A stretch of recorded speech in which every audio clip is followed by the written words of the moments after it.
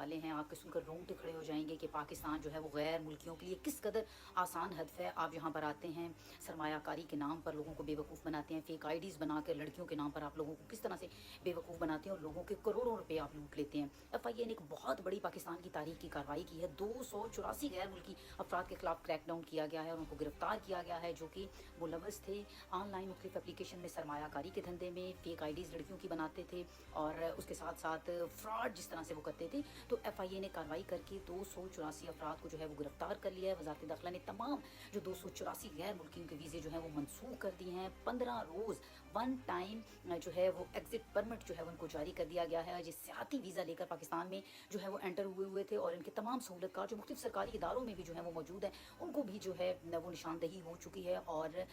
یہ دیکھا جا رہا ہے کہ کون کون لوگ ان کا ساتھ دے رہے تھے. یہ جو 3 ممالک سامنے آئے ہیں, ویتنام, انڈونیشیا اور چین کے جو لوگ تھے, یہ جو جس طرح سے پاکستانیوں کا پیسہ لوٹ رہے تھے, اور آپ نے ماضی میں بھی دیکھا خاص طور پر چین جو ہے وہ مختلف قرض ایپ کے ذریعے